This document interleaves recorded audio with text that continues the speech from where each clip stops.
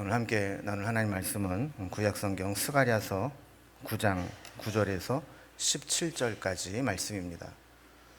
스가랴서 9장 9절에서 17절까지 1320면에 있습니다. 이 말씀을 제가 한 절, 여러분 한 절, 한 절씩 교독할 텐데 제가 먼저 봉독하겠습니다. 시온에 따라 크게 기뻐할지어다. 예루살렘에 따라 즐거이 부를지어다. 보라, 내 왕이 내게 임하시나니 그는 공의로우시며 구원을 베푸시며 겸손하여서 나귀를 타시나니 나귀의 작은 것 곧 나귀 새끼니라.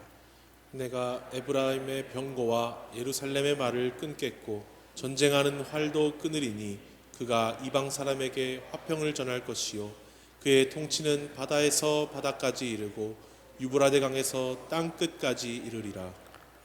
또 너로 말할진대 내 언약의 피로 말미암아 내가 네 갇힌 자들을 물 없는 구덩이에서 놓았나니 갇혀 있으나 소망을 품은 자들아 너희는 요새로 돌아올지니라. 내가 오늘도 이르노라. 내가 내게 갑절이나 갚을 것이라. 내가 유다를 당긴 활로 삼고 에브라임을 끼운 화살로 삼았으니 시온아 내가 네 자식들을 일으켜 헬라 자식들을 치게 하며 너를 용사의 칼과 같게 하리라.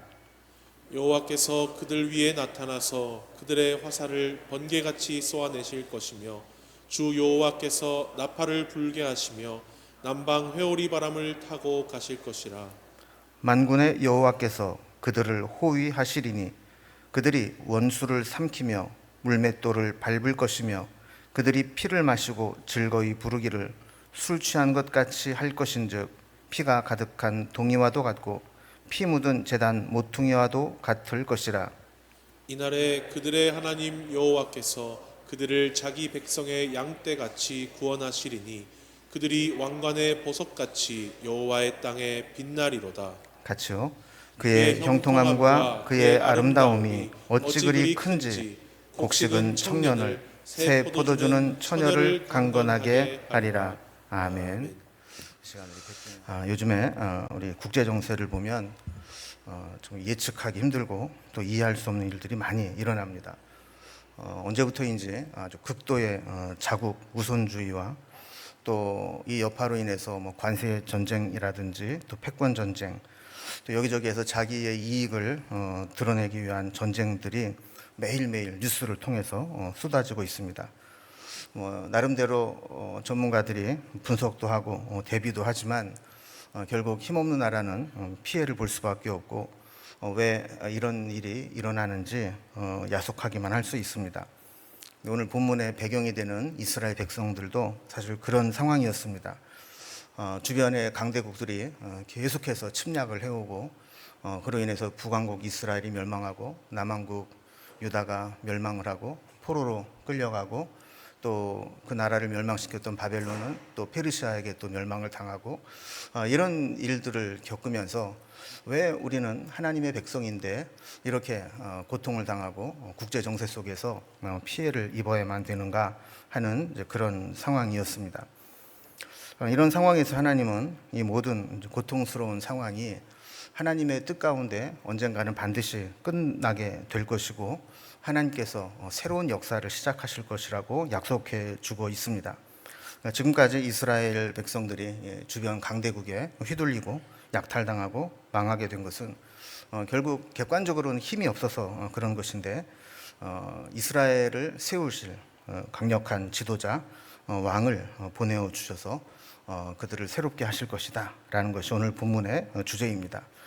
이 왕이 하나님의 임재 가운데 함께 나타나게 되면 갇힌 자들이 구원을 받게 되고 또 하나님께서는 그 이스라엘 백성들 지금까지는 무기력해서 피해를 당하고 망했던 그들을 무기 삼아서 주변 나라들을 심판하실 것이고 구원받은 백성들은 하나님의 새로운 역사를 이룰 것이다 라고 말씀하는 겁니다. 특히 이제 오늘 본문을 아까 읽으면서 우리 많이 낯익은 본문인데 이렇게 느낀 부분이 있을 겁니다. 아마 예수님께서 나귀 타고 예루살렘에 입성하신다는 예언의 말씀이 기록되어 있는 말씀이기도 합니다. 자, 이렇게 하나님께서 우리에게 보내시는 왕, 그 왕이 우리에게 임하실 때 어떤 역사가 나타나는지를 오늘 본문을 통해서 말씀해 주고 있습니다. 오늘 본문을 좀 단락별로 좀 구분을 해서 좀 살펴보면, 먼저 9절과 10절에서는 겸손한 왕이 오셔서 이제 전쟁을 그치고 화평을 전하실 것이다 하는 메시지를 전해주고 계십니다. 11절에서 15절까지는 그 왕이 오시게 되면 피로 갇혀있던 자들을 구원하시고 또 저들을 무기 삼아서 하나님이 친히 싸우실 것이다 하는 내용이고, 마지막 세 번째로는 그렇게 될 때 구원받은 백성들이 어떻게 은혜와 번영을 누리게 될 것인가 하는 부분들을 우리에게 보여주고 있습니다. 그럼 먼저 첫 번째로 이 겸손한 왕이 오셔서 전쟁을 그치고 화평을 전하실 것이다 하는 게 어떤 내용인가를 살펴보겠습니다. 오늘 본문을 시작하면서 하나님은 백성들에게 기뻐해라, 즐거워해라 하는 말로 선언하면서 시작을 합니다. 9절에 보면 시온에 따라 크게 기뻐할지어다, 예루살렘에 따라 즐거이 부를지어다, 이렇게 이야기를 합니다. 저는 왜 우리가 기뻐하고 즐거이 불러야 되느냐, 그 이유가 그 뒤에 나오죠. 그 다음에 보면 보라 내 왕이 내게 임하시나니 그랬습니다. 자, 그러면서 이 왕은 특징이 세상의 왕과는 다른데 어떤 특징이 있느냐 하면 공의로우시고 구원을 베푸시고 그런데다가 겸손하셔서 나귀를 타시는데 나귀의 작은 것 곧 나귀 새끼를 타고 오실 것이다 그랬습니다. 여러분, 어디든지 지도자가 참 중요하다 하는 것은 뭐 설명할 필요가 없을 정도로 분명한 말씀이죠. 훌륭한 군주나 지도자가 등장을 하면 그 나라는 국력이 신장되고 국가의 어려움들을 해결하고 온 국민들이 살기 좋아지고 행복해지게 됩니다. 그동안 이 고대 근동 지역을 제패했던 그 아수르의 사네립이나 바벨론의 느부갓네살이나 페르시아의 다리오 왕이나 마케도니아의 알렉산더, 이런 자들이 이 세상의 주인인 것처럼 그렇게 지배하며 살아왔습니다. 그런데 하나님은 그들이 진짜 지도자가 아니다, 그들이 진짜 리더가 아니다, 하나님께서 진짜 왕을 너희에게 보내주시겠다, 이렇게 말씀을 하는 겁니다. 여러분, 세상의 왕들은 힘으로 군림합니다. 그 무력으로 막 굴복시키고 또 가진 것을 약탈해가고 힘으로 막 찍어 누르면서 강압적으로 대합니다. 그런데 하나님이 보내실 왕은 공의로우시고 구원을 베푸시는데 게다가 겸손하시기까지 하셔서 사랑으로 이끄시는 분이라는 겁니다. 여러분, 신앙은 우리의 구원자를 기다리는 것입니다. 하나님께서 우리를 구원하실 것을 기다리는 겁니다. 그런데 이 기다린다라고 하는 것이 그렇게 쉽지만은 않습니다. 무엇인가를, 누군가를 간절히 기다려보신 분들은 그 기다림이 얼마나 고통스러운가를 알 겁니다. 황지우 시인의 너를 기다리는 동안이라는 이제 시가 있습니다. 무엇인가를 기다리는 이의 마음을 아주 적절하게 또 아름답게 잘 표현을 한 시인데 1년과 2년으로 먼저 1년을 보면 이렇게 되어 있습니다. 내가 오기로 한 그 자리에 내가 미리 가 너를 기다리는 동안 다가오는 모든 발자국은 내 가슴에 쿵쿵거린다. 바스럭거리는 나뭇잎 하나도 다 내게 온다. 기다려본 적이 있는 사람은 안다. 세상에서 기다리는 일처럼 가슴 아리는 일 있을까? 내가 오기로 한 그 자리, 내가 미리 와 있는 이곳에서 문을 열고 들어오는 모든 사람이 너였다가 너일 것이었다가 다시 문이 닫힌다. 얼마나 이 기다리는 사람에 대한 간절함이 있었는지 다가오는 모든 발자국 소리에도 반응을 해서 가슴이 쿵쾅거렸고, 미리 가서 기다리는데 문이 열릴 때마다 혹시 너일까 그일까 기다리면서 희망 고문이 되는 겁니다. 그래서 문이 열릴 때마다 마음으로는 너였다가 또 다음에 오는 사람도 또 너였다가 그리고 너일 것이었다가 다시 문이 닫힌다.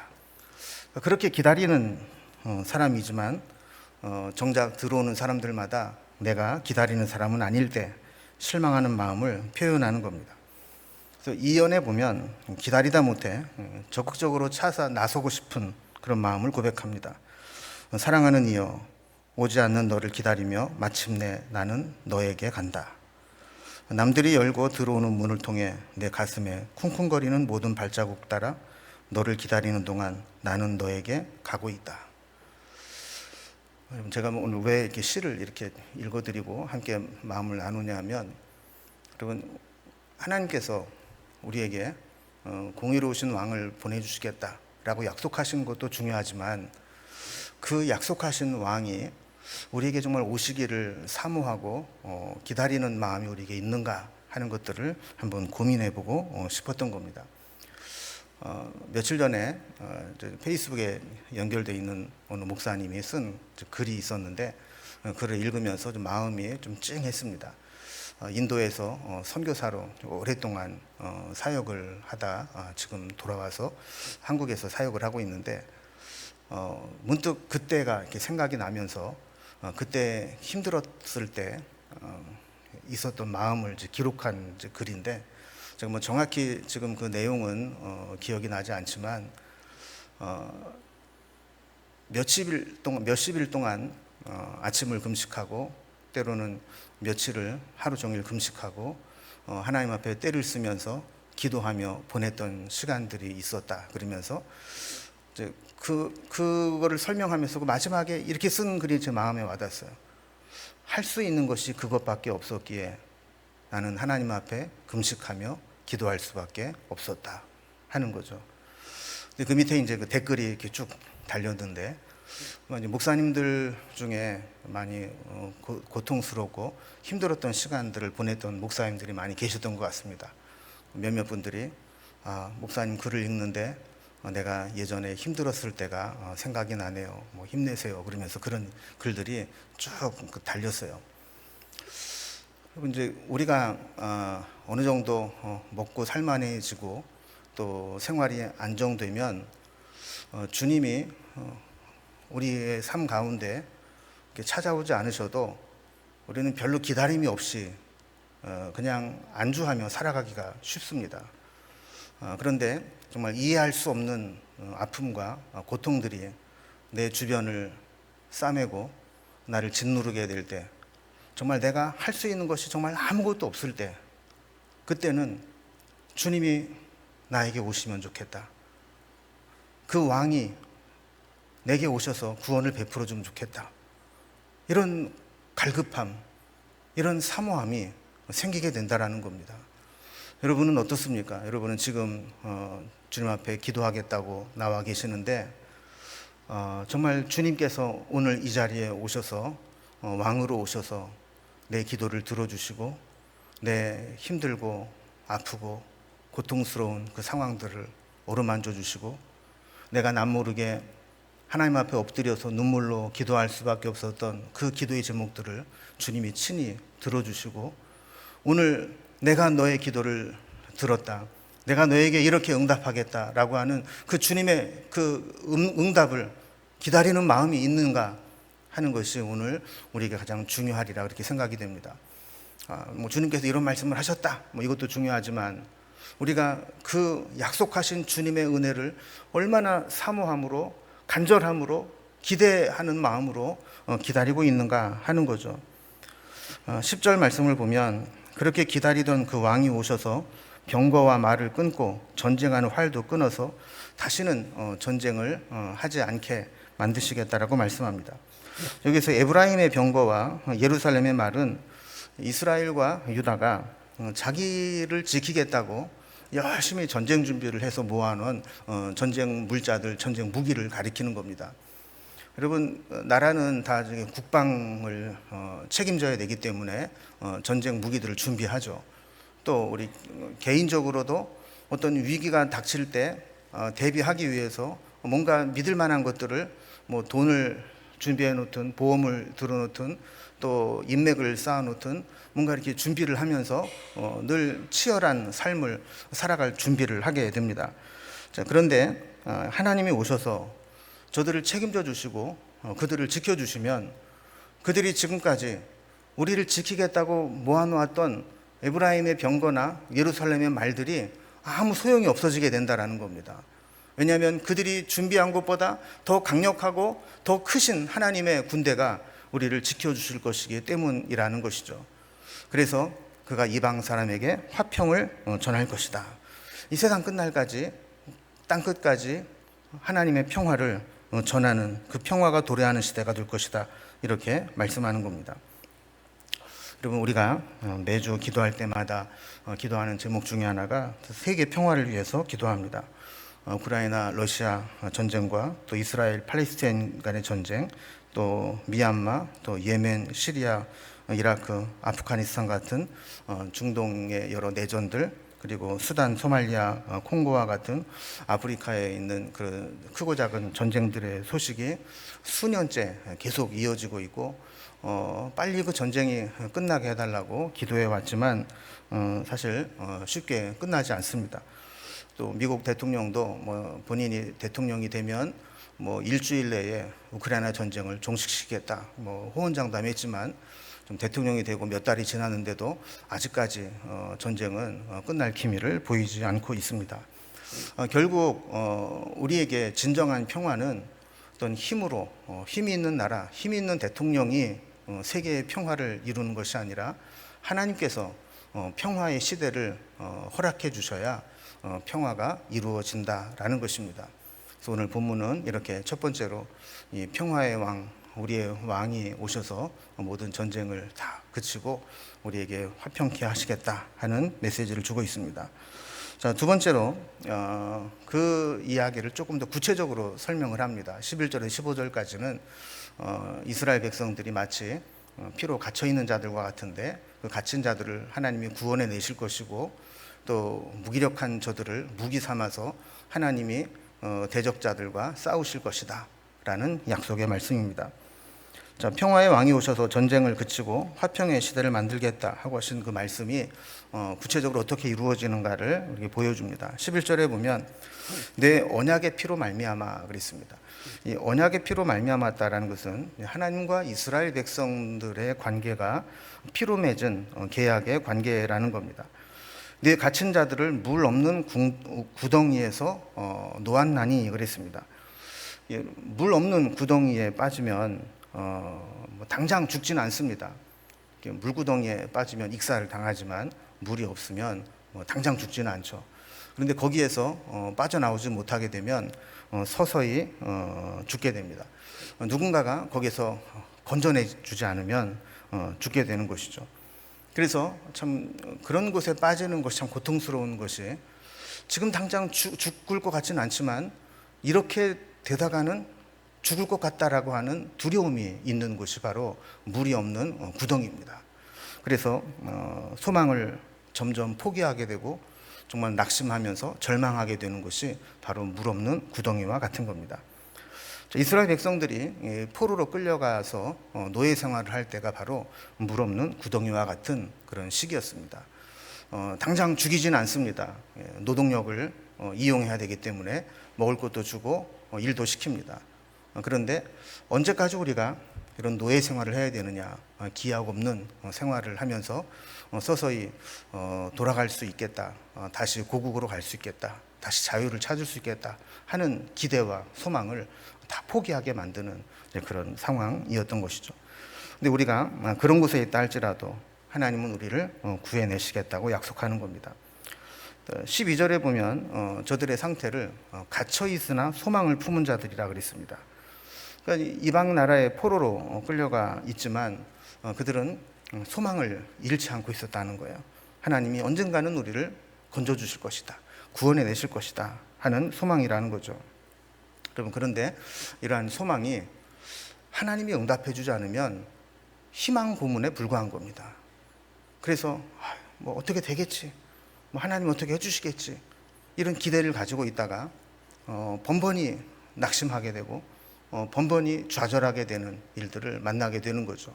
그런데 하나님께서 개입하시고 하나님이 역사해 주시면 그 소망이 희망 고문이 아니라 현실로 나타나게 된다라는 겁니다. 그래서 너희는 요새로 돌아올지니라, 내가 오늘도 이르노라, 내가 네게 갑절이나 갚을 것이라. 저들이 다시 고국의 요새로 예루살렘으로 돌아오게 될 것이고, 저들에게 고통을 주었던 자들에게 갑절로 갚아주실 것이다 라고 말씀하는 겁니다. 자, 그러면서 하나님의 구원 계획을 더 구체적으로 13절에서 이렇게 말씀합니다. 유다를 당긴 활로 삼고 에브라임을 끼운 화살로 삼았느니 그랬습니다. 그럼 예전에 유다와 에브라임은 이제 북이스라엘을 부르는 별칭입니다. 그래서 성경에서 에브라임아 이렇게 부를 때는 북이스라엘을 부르는 별칭입니다. 그러니까 유다와 북이스라엘이 무기력하게 망했습니다. 우리 잘 알다시피 북왕국은 아수르의 멸망을 당하고 남왕국 유다는 바벨론의 멸망을 당해서 포로로 끌려갔습니다.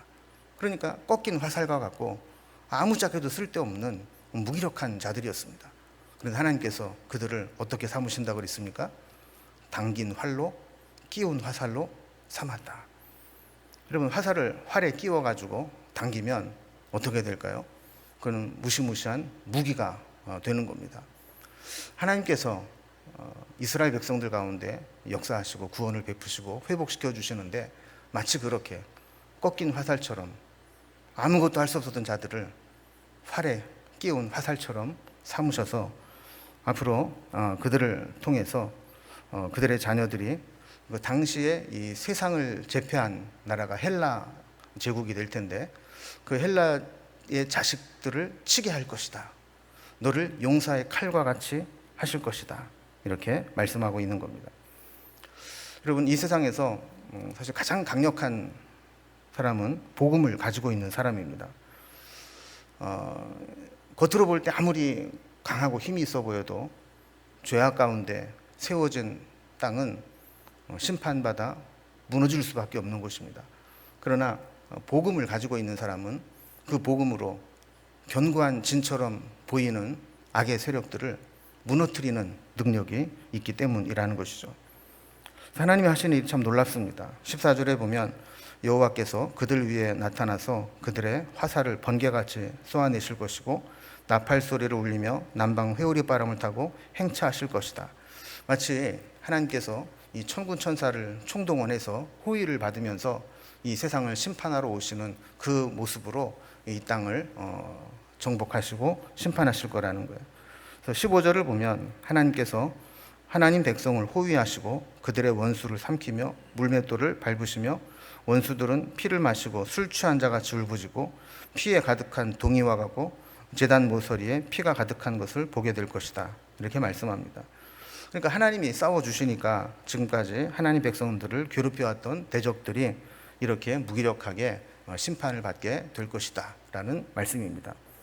이렇게 하나님은 우리의 왕으로 오셔서 우리를 괴롭혔던 자들을 심판하시고 하나님께서 새롭게 하실 일들을 보일 것이다. 그리고 세 번째 단락을 보면 이렇게 하나님을 왕으로 모시고 구원받은 백성들이 누리게 될 축복, 번영이 어떤 것인가를 16절, 17절에서 우리에게 소개해주고 있습니다. 여러분, 우리는 지금 당장은 좀 고생이 되고 또 힘든 시간을 보내지만 마지막에는 반드시 하나님의 은총을 누릴 하나님의 백성임을 믿습니다. 오늘 본문은 마지막으로 이렇게 하나님의 백성들이 누릴 번영과 축복이 어떤 것인가를 세 가지로 정리해서 우리에게 보여줍니다. 먼저 첫 번째는 하나님은 우리를 목자가 양을 돌보듯이 보호해 주신다 하는 겁니다. 16절 말씀을 보면 하나님의 백성들을 자기 백성의 양떼같이 구원하실 것이며 이렇게 말씀하고 있죠. 여러분, 양의 특징은 뭐예요? 양은 목자가 없이는 아무것도 할 수 없는 존재라는 것이죠. 목자가 인도해주고 보호해주지 않으면 생존을 담보할 수 없는 그런 자들입니다. 그래서 철저하게 목자 의존적이고 목자는 그 양을 자기 목숨을 걸고 책임져줘야 되는 것이죠. 여러분, 우리도 하나님의 백성이 되어서 철저하게 우리의 목자 되신 하나님을 따르게 되고 하나님은 그 목자가 양을 지키고 보호하시듯이 그렇게 우리를 지켜주시고 보호해 주신다라는 약속입니다. 두 번째, 하나님 백성들이 얻게 될 번영과 축복은 우리를 면류관에 박힌 보석처럼 빛나게 하시겠다 하는 겁니다. 16절에 보면 그들이 왕관의 보석같이 여호와의 땅에 빛나리로다 그랬습니다. 그럼 면류관, 왕관도 사실은 귀하고 보배로운 것이지만 거기에 박힌 보석은 가장 아름답고 존귀한 것입니다. 그래서 이 왕관을 디자인하고 만들 때에는 아무나 그걸 만들지 못하고 이 최고의 기술자가 왕관을 만들게 되는데, 사실 왕관은 뭐 그 금으로 된 왕관도 중요하지만 여기 박혀 있는 보석이 더 중요하다고 그래요. 그래서 이 보석을 최고의 기술자가 아름답게 다 코팅을 해서 그 관에다가 박아 놓는다는 겁니다. 그러면 여기 빛이 탁 비칠 때 그 보석의 빛이 탁 비쳐서 그 커팅된 그 각도대로 그 영롱한 빛을 은은하게 비춘다는 거예요. 그래서 이 왕관은 그 있는 그 자체로도 좀 아름답고 멋있지만, 그거를 탁 쓰고 빛이 탁 비춰왔을 때 그것이 빛에 탁 퍼져서 아름다운 그 빛을 나타내게 될 때 그 가치가 더 드러나게 된다라는 겁니다. 그러면 하나님께서 우리를 이렇게 영광스럽게 하시겠다라는 것이기도 하지만, 또 역으로는 이렇게 아름다운 빛을 밝히는 보석이 되려면 이 수많은 세공사에 커트하는, 잘라내는 작업이 있어야 되는 겁니다. 원석을 가지고는 안 되는 거죠. 그래서 우리를 이 면류관에 박힌 보석과 같이 하시겠다라고 하는 것은 성도들의 고난과 시련과 연단을 전제로 한 말씀이라는 겁니다. 그래서 여러분, 우리가 때로 남들이 당하지 않는 그런 고난과 시련을 겪을 때가 있습니다. 남들은 편하게 잘도 사는 것 같은데 왜 나는 이렇게 어렵게 힘들게 살아가야 될까 할 때가 있습니다. 그런데 그때마다 우리는 하나님께서 나를 아름다운 보석으로, 면류관에 박힌 보석으로 나를 커팅하고 계신다라고 생각을 하고 그 고난과 연단의 시간들을 잘 이겨내게 된다면 결국 그것이 우리로 하여금 하나님의 영광을 드러내는 그런 계기가 될 수 있다라는 것이죠. 자, 세 번째로 하나님의 백성이 된 자들에게 주시는 축복과 번영은 우리를 청년과 처녀처럼 아름답고 강건하게 해주시겠다라는 겁니다. 그래서 17절 말씀을 보면 하나님의 백성이 얻은 형통함과 아름다움이 마치 청년과 처녀를 강건하게 하신다라고 말씀을 합니다.